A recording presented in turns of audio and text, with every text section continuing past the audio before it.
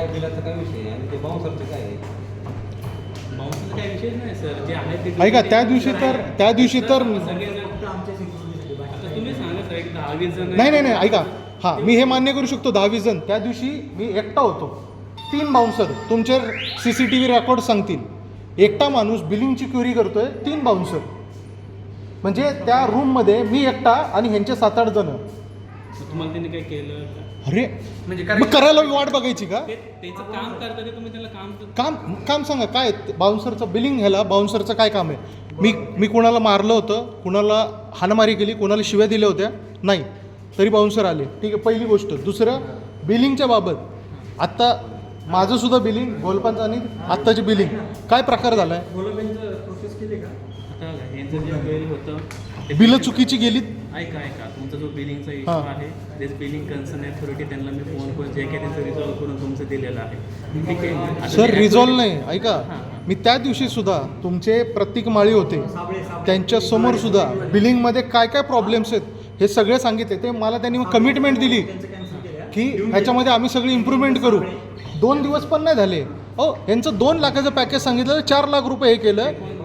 गोलप, मी प्रशांत राऊळ, माझी मुलगी ॲडमिट होती.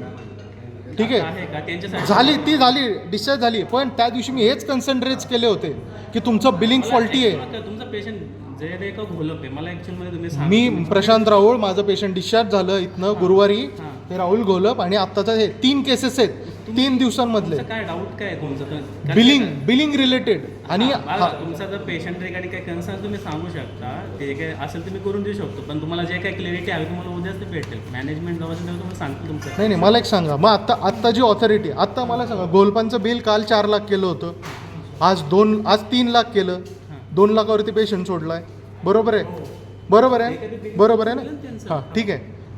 त्याच्यानंतर ना दुसरे जे मयत पेशंट आहे त्यांचं ओरिजिनल बिल कितीचं होतं?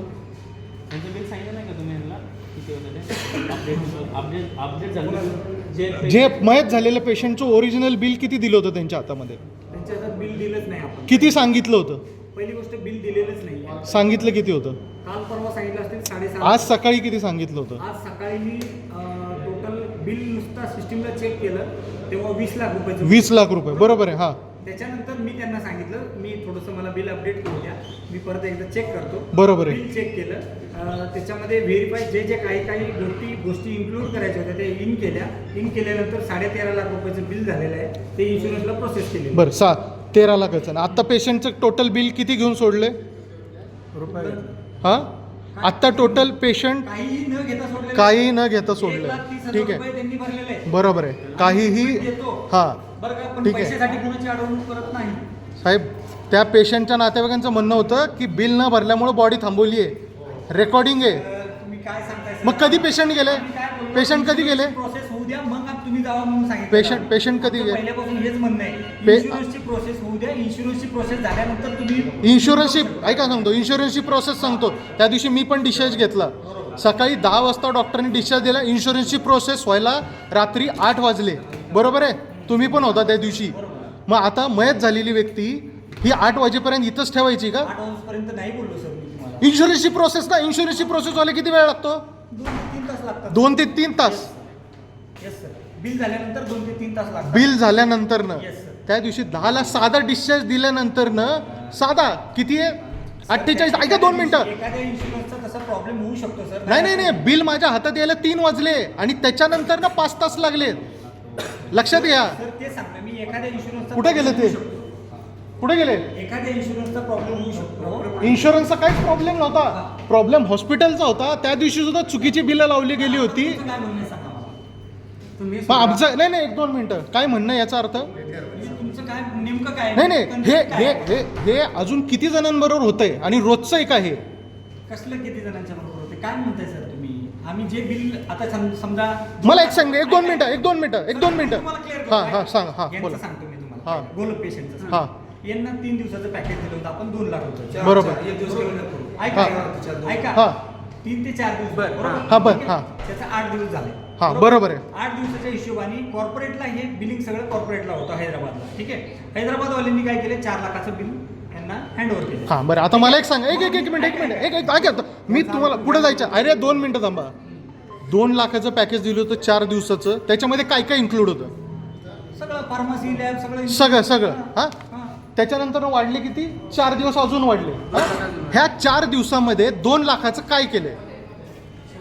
तेच चेक करण्यासाठी मी बिल घेतलं हातामध्ये. मग ह्यांच्या हातात का दिलं चेक करायच्या आधी? मी तुम्हाला ते सांगतो ना सर, त्यांनी पैसे भरले का लगेच? अरे ऐका ना. म्हणजे भरले असते तर जाऊ दे. मी अरे दिलं समजा. मला एक सांगा, तुम्ही ऐका, तुमच्याकडे इश्यू झालेलं बिल राहू दे, बिल दाखवा. ठीक आहे. माझी चुकी झाली, बिल दिलं मी, पण त्यांनी पैसे भरले कसं? आम्ही त्यांना तुम्ही भरात म्हणून 4 लाख रुपये 2 लाख रुपये भरात म्हणून मागं लागलो का? काय बोलताय? काय बोलताय? नाही काय बोलताय? सर ऐका ना, मी यांना काय बोलतो? नाही मग 4 बिल चेष्टा होती का? 4 लाख रुपये चेष्टा होती का? मी चेष्टा म्हणतच नाही सर. मी पण परत तुमचा पगार किती आहे महिन्याला? हो साहेब, ऐका ना साहेब, तुमचा पगार किती आहे साहेब? हो साहेब, तुमचा पगार किती आहे? माझा पगार 25,000 रुपये. बरोबर आहे. एकदम जर 2 लाख रुपये तुम्हाला वाढीव दिल्यानंतर तुम्ही स्वतः तुमच्यावर वेळ आल्यावर लक्षात घ्या. म्हणून तर सर मी चेक केलं ना सर बिल. आणि हा मग करेक्टेड करून किती केलं बिल? 3,09,000 रुपये काहीतरी आहे. म्हणजे 90,000 रुपयाचा फ्लॉज. लॉस नाही सर, ते actually काय चाललंय? धन्यवाद. ह्याच्या बाबत रितसर कंप्लेंट करतोय मी.